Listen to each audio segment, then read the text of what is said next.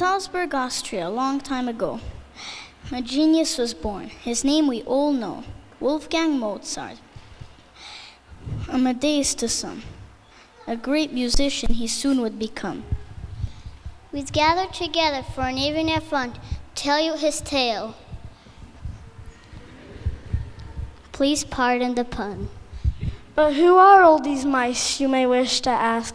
And to answer your question is my chosen task. We're the lofty descendants of each little mouse that lived hidden in the woodwork of Mozart's old house.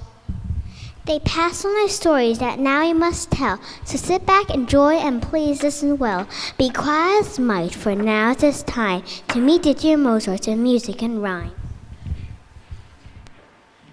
I'm Papa Mozart. The name's Leopold. I'm proud to be the head of this merry household. The finest students of music I've taught. And I also play fiddle in the Archbishop's court. And I'm the mother named Anna Marie. Taking care of the family is my chosen career. Surrounded by music and those I adore. Now tell me, could anyone ask for much more? Hello everyone, Nannerl is my name. Being Wolfgang's sister is my claim to fame. I also love music and I never get bored, for I spend hours playing my clavichord. And I'm the Mozart's canary, a lovable pet. I've been known to chirp out a mean minuet. And as my dear friend Wolfgang would say, I do my best warbling in the key of A.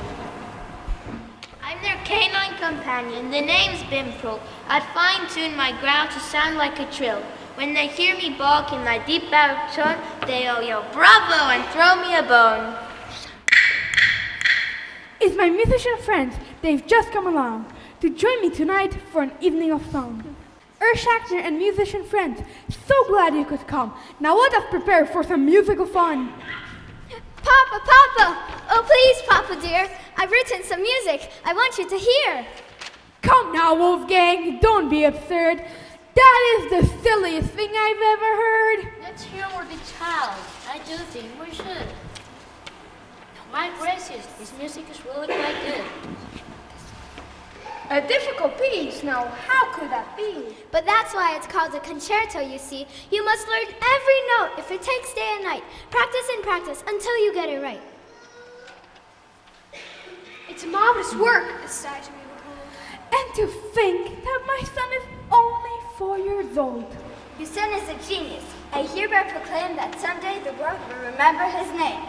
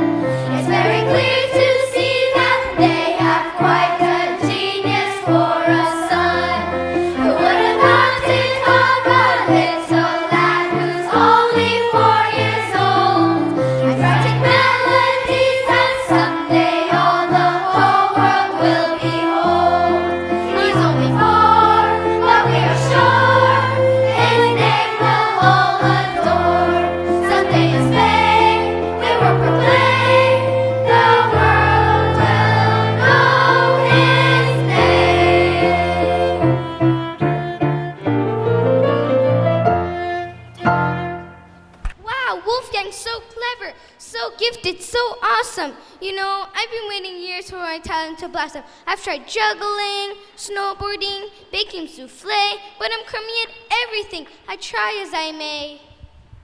Hey, don't get discouraged. Don't be full of dismay. I know lots of folks who feel just the same way. Everyone has a talent, a special ability, rather penguin or hedgehog or royal nobility.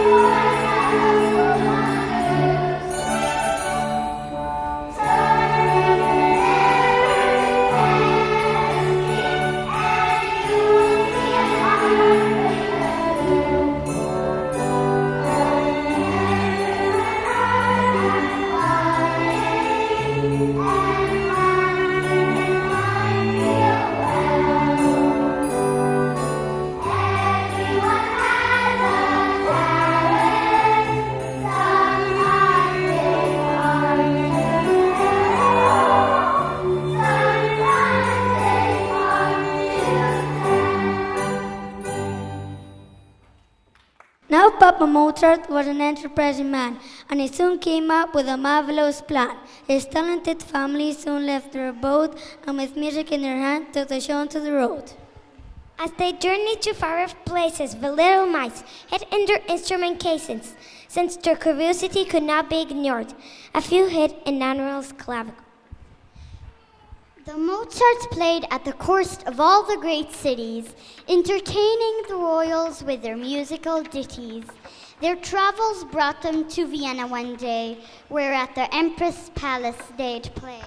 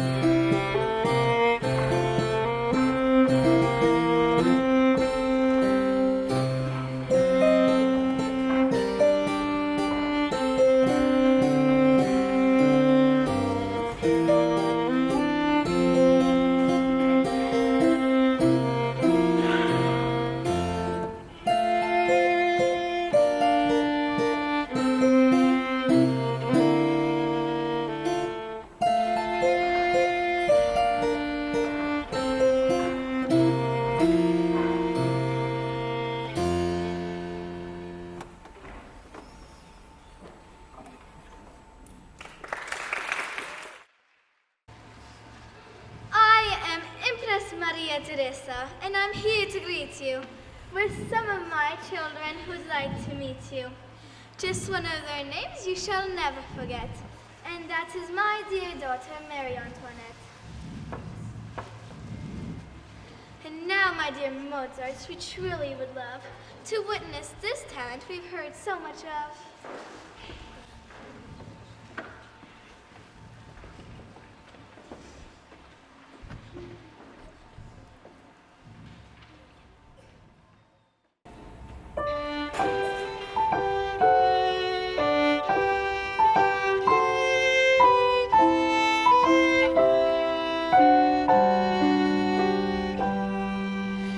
Three merry musicians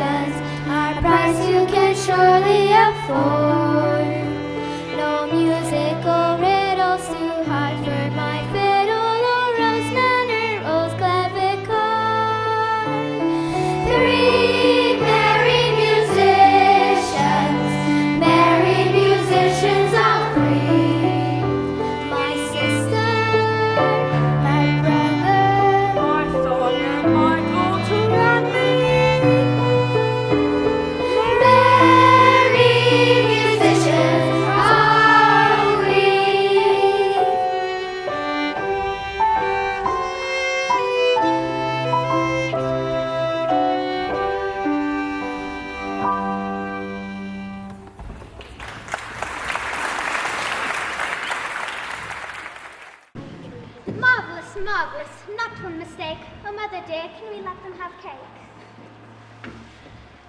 Dear Mary Antoinette, I cannot say no.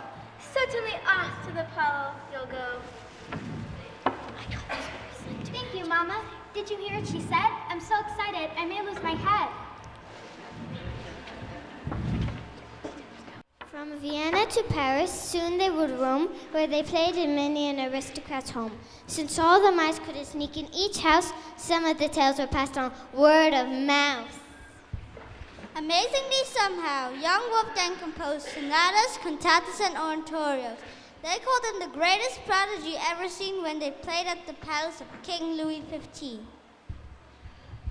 On arriving in London, great unmeaning claims. They were summoned to play at the court of St. James.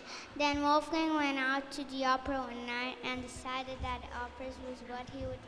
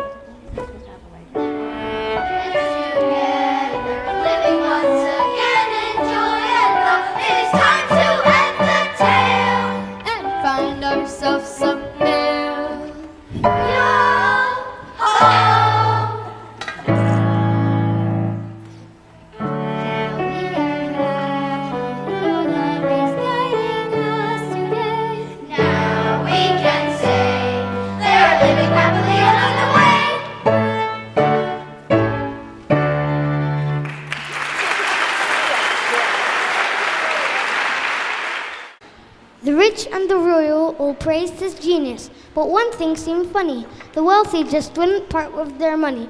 Rather than pay the Mozart's family, they just gave them, the royalty just gave them trinkets, you see. A tiny gold watch, brocaded sash, left the poor Mozart wanting for cash. Yet chickens and bubbles are not what you need when there are so many mouths to feed. So back home to Salzburg, no bread for their plate. They sadly returned, bemoaning their fate.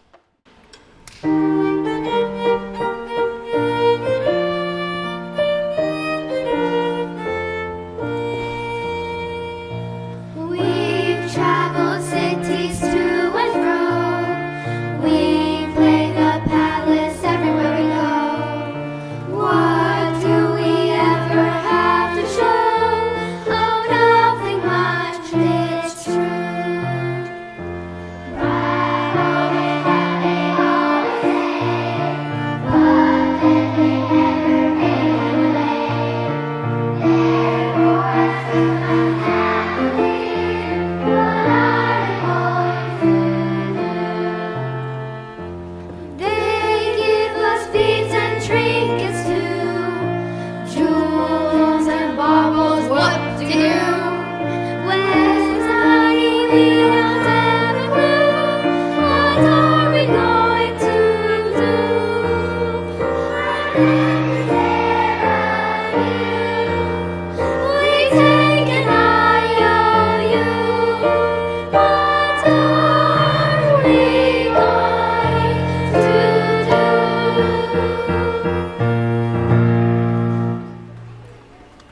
But tries to make way to make music ends meet. All of their effort just met with defeat. So with his fame and talent acclaimed far from home, Papa and Wolfgang departed for Rome. As they traveled through Italy on their grand concert tour, they were greeted with crowds cheering, "Encore! Encore!" Do you think that the mice let them go on their own and miss out on some fine provolone? Well, just like the mice in Old Dickory Dock, our relatives hid in the traveling clock. While dining in Rome, the mice had a ball, finding the city the grandest of all. While in Rome, they did as the rodents do, feasted on pasta and bowls of ragu. Papa, Mozart, and Wolfgang found Italy a joy. There was so much to see for a growing young boy. For the cities of Italy, they traveled with glee, from Verona to Venice and then Tuscany. Between recitals, operas, and concerts, Color Bologna was sandwiched right into our tour. It was here in Bologna that Wolfgang did the test, to put many nagging questions to the rest.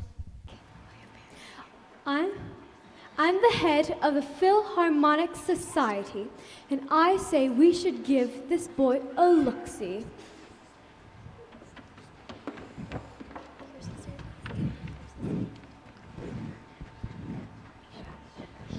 Oh, his reputation brought him great fame, but Asia's gift and has other proclaimed.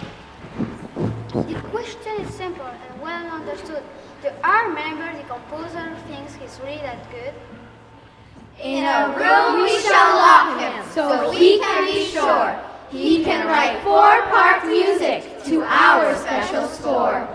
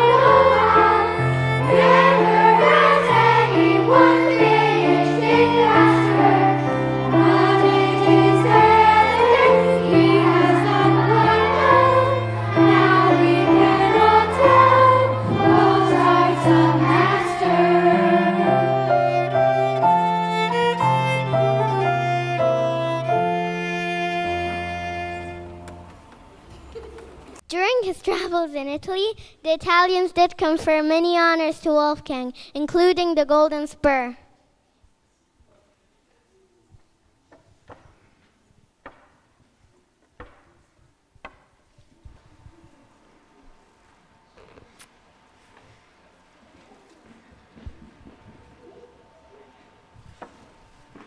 As bearer of the golden spur, his future seemed bright, 'cause now Mozart was considered a knight. Everyone marveled at Wolfgang's success.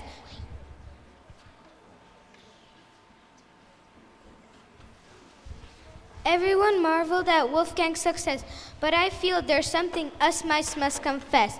As Wolfgang was writing his musical score, our relatives went out pig out galore. They went out in town and behaved just like mice, got a fill of bologna and relished each slice. But even the best laid plans of mice and men did not have a happy end. Even though Wolfgang found Italy a blast, our relatives shouldn't have eaten so fast. These plump, furry vermin who think with their belly that got a bad stomachache from too much vermicelli. In the years that passed by, Mozart composed beautifully, but he remained his poor as a church mouse. From city to city he wandered around, but a lofty position was not to be found. Through Augsburg, Munich, Mannheim, Paris, wealth and good fortune was not meant to be. Finally in Vienna he settled at last, hoping his problems were part of the past. One happy event changed Mozart's life. Constanza Weber became his new wife. He once been in love of her talented sister, but she passed him up for a much richer mister. When the mice heard the news, they cheered with delight. They danced and sang and partied all night. Some mice rejoiced with such jubilation that they needed some mouse-to-mouse resuscitation. And off to bed did our ancestors to creep, with a little night music to lull them to sleep.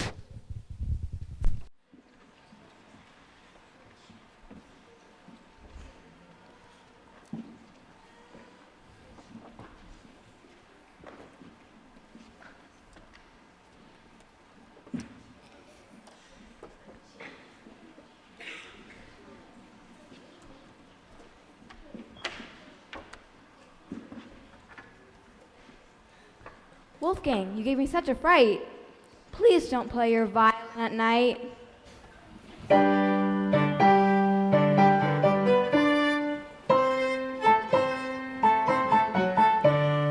Please don't play your violin at night. Wolfgang, go to bed, turn out the light. But I must play my violin.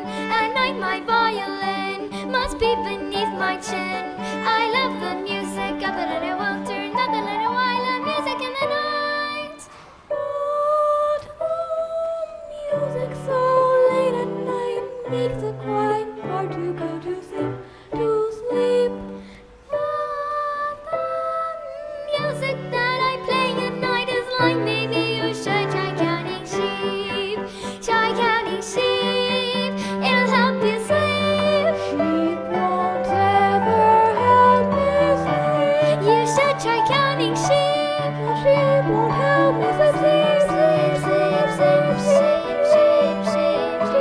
Sheep won't help me sleep. Won't help me sleep. Try counting sheep. Wolfgang, I'm still not sleeping. Please stop the music.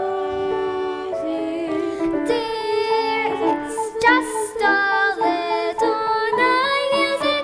Night music must stop. Night music is inspiring. Night music is too tiring. The melody is soaring. And I wish I were snoring. When I hear music in the night, it fills my heart with such delight. I hope the music will never end and I will never ever sleep. Night music is like heaven. And it's 11:30. The notes are stars that twinkle. I envy Rip and Winkle. When I hear music in the night, I never want to see daylight. But dear, the music will soon be over and we both can go to sleep. Just a few more notes after all. And then we'll finally turn on light And we'll say goodnight. That's the music of the night. Good night. Wolfgang tried teaching students each day, but soon realized it just didn't pay. With unpaid bills and eviction letters, they were constantly running away from their debtors.